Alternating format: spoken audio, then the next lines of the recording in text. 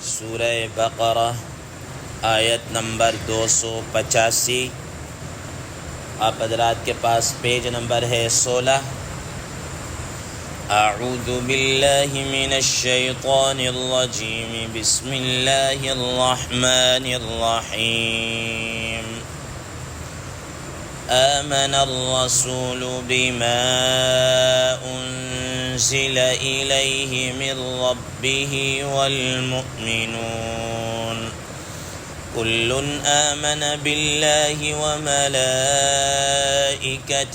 وكتبه ورسله لا نفرق بين أحد من رسله وقالوا سمعنا وأطعنا غفرانك ربنا وإليك المصير۔ صدق اللہ العظیم۔ اللہم صل علی محمد النبی الأمی وعلى آلہ وسلم تسلیما کثیرا کثیرا۔ محترم سامعین کرام، یہ آیت مبارکہ گزشتہ 2 دن سے چل رہی ہے، آج تیسرا دن ہے۔ اس کا ترجمہ 2 مرتبہ ہو چکا ہے۔ آج ہم اپنی بات کو آگے بڑھاتے ہوئے چلیں گے۔ محترم سامعین کرام، چونکہ اس آیت مبارکہ میں ایمان کے ارکان کو بیان کیا جا رہا تھا، ان ارکان میں سے سب سے پہلی چیز وہ ایمان باللہ تھا، اس کو اللہ تبارک و تعالی نے بیان کیا۔ تو ایمان باللہ، اللہ پر ایمان لانا، اس سے کیا مراد ہے اور کس کس چیزوں پر، جس طرح اللہ تعالیٰ کی ذات پر ایمان لانا ضروری ہے، اس کی صفات پر ایمان لانا ضروری ہے، اس کے متعلق کل آپ حضرات کے سامنے گفتگو ہو چکی۔ آج ہم اپنی بات کو آگے بڑھاتے ہوئے وَمَلَائِكَتِهِ، ایمان کا جو دوسرا رکن ہے، فرشتوں پر ایمان لانا، اس کے متعلق گفتگو کریں گے۔ محترم سامعین کرام، اللہ تبارک و تعالی نے مختلف قسم کی مخلوقات کو پیدا کیا۔ ان مخلوقات میں سے ایک مخلوق فرشتے بھی ہیں، ملائکہ بھی ہیں، جن کو ہم اپنی زبان کے اندر فرشتے کہتے ہیں۔ یہ اللہ تبارک و تعالی نے نور سے پیدا کیے ہیں، اور یہ نور جو ہے یہ بھی اللہ تعالیٰ کی مخلوق ہے۔ اللہ تعالیٰ نے ان کو نور سے پیدا کیا ہے۔ انتہائی لطیف ہیں، اپنی لطافت کی وجہ سے یہ مخلوق نظر نہیں آتی، لیکن کل قیامت والے دن جب اس جہان کے اندر جائیں گے تو وہاں پر بھی ایسے ہی انسانوں کی نظریں انتہائی لطیف ہو جائیں گی۔ وہاں پر یہ ساری مخلوق نظر آئے گی، آنکھوں سے نظر آئے گی۔ محترم سامعین کرام، یہ جو فرشتے ہیں، اللہ تبارک و تعالی نے کتنے فرشتے پیدا کیے ہیں، ان کے متعلق کوئی آدمی نہیں جان سکتا۔ خود قرآن مجید میں اللہ تبارک و تعالی فرماتے ہیں وَمَا يَعْلَمُ جُنُودَ رَبِّكَ إِلَّا هُوَ، کہ اللہ تبارک و تعالی کے جو لشکر ہے، انسان ان کو جان نہیں سکتا کہ اللہ تبارک و تعالیٰ کے لشکر کتنے ہیں، کیا ہیں۔ محترم سامعین کرام، اتنی بات ضرور ملتی ہے کہ نبی کریم صلی اللہ تعالیٰ علیہ وسلم کی حدیث مبارکہ ہے، جس کا مفہوم یہ ہے کہ اللہ تبارک و تعالیٰ نے بیت اللہ شریف کے اوپر، بالکل آسمانی دنیا کے اوپر فرشتوں کی ایک عبادت بنائی ہے، جس کو بیت العزہ کہا جاتا ہے۔ اس بیت العزہ میں روزانہ تقریباً کوئی 70,000 فرشتے آ کر طواف کرتے ہیں، اور جو فرشتہ ایک مرتبہ آ جاتا ہے قیامت تک اس کی دوبارہ باری نہیں آئے گی، گویا کہ زندگی بھر پوری جو اس کی پیدائش سے، اس کے بنانے سے لے کر قیامت تک، اس کو ایک ہی مرتبہ اس بیت العزہ کے طواف کا موقع ملے گا۔ بس اب آپ اسی سے فرشتوں کی تعداد کا اندازہ لگا لیں کہ 70,000 روزانہ فرشتوں ہوں تو مہینے کے اندر اگر 30 دن ہوں تو تقریباً لگ بھگ کوئی 21 لاکھ تو یہی تعداد بن جاتی ہے، ٹھیک ہے نا۔ ہر مہینے 21 لاکھ فرشتے طواف کریں، اور پتہ نہیں کب سے چلتا ہوا آ رہا ہے اور کب تک چلتا چلا جائے گا۔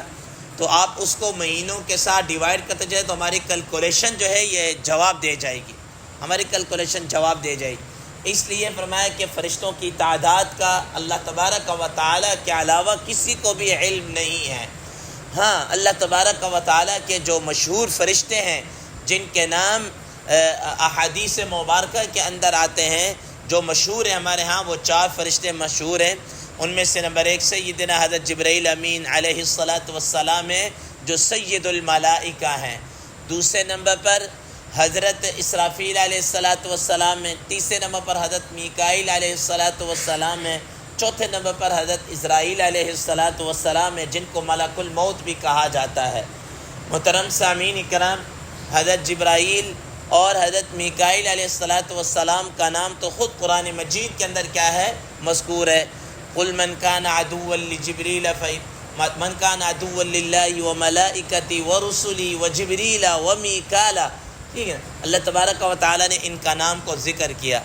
محترم سامعین کرام، جو حضرات ملائکہ ہیں اللہ تبارک و تعالیٰ نے ان کے طرف کائنات کے نظام کو سپرد کیا ہوا ہے۔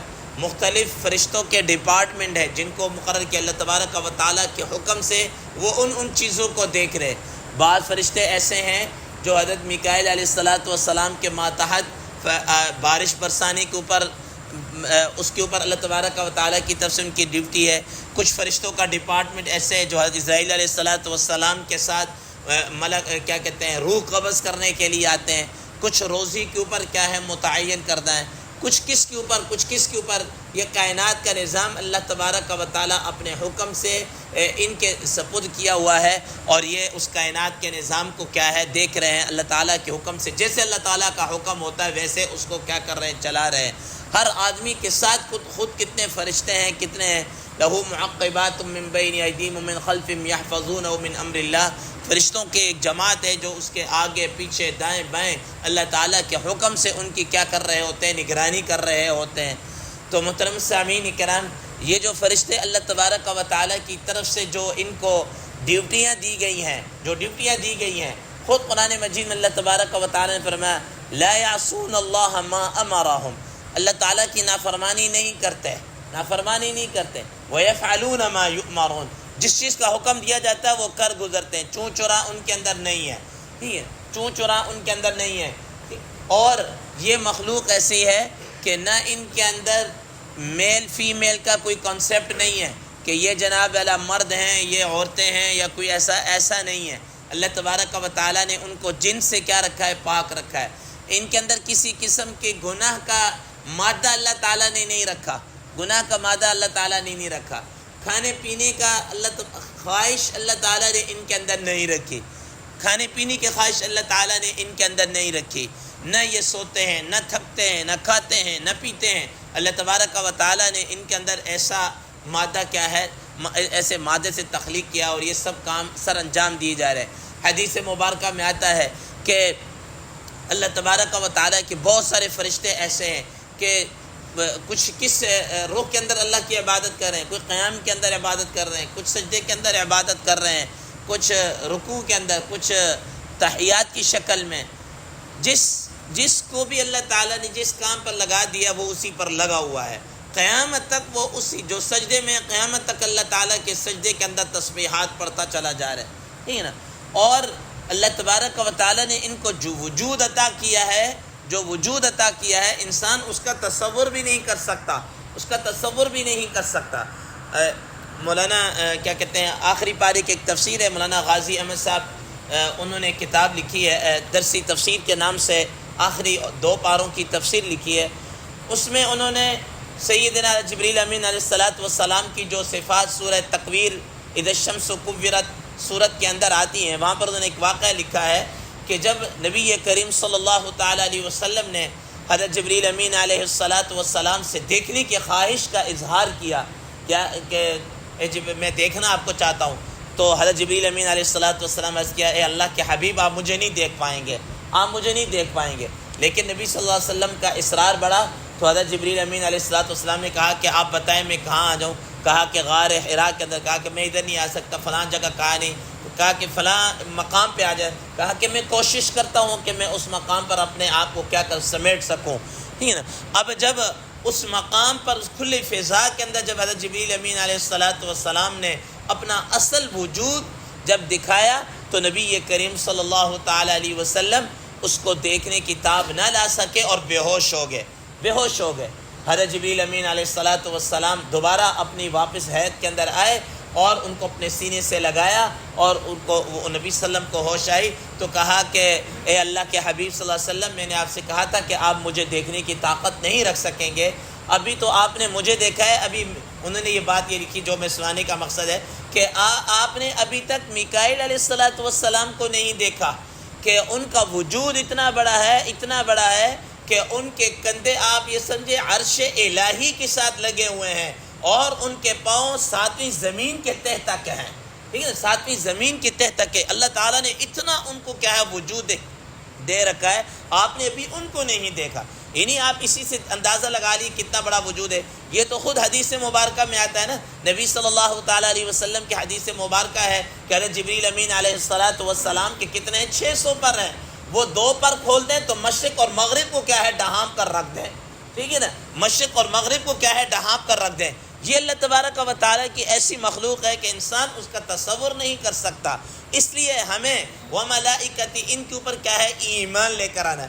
اب ہم دنیا کے اندر ان کو نہیں دیکھ سکتے، ان کے اصلی روپ کے اندر یا اس طرح نہیں دیکھ سکتے. ہاں، حضرت جبریل امین علیہ السلام جب نبی صلی اللہ تعالی علیہ وسلم پر وحی لے کر آتے تھے تو کسی نہ کسی شکل کے اندر آ جاتے تھے. جیسا کہ حدیث مبارکہ میں آتا ہے کہ اکثر و بیشتر ایک صحابی حضرت دحیہ کلبی رضی اللہ تعالی عنہ ان کی شکل کے اندر آیا کرتے تھے.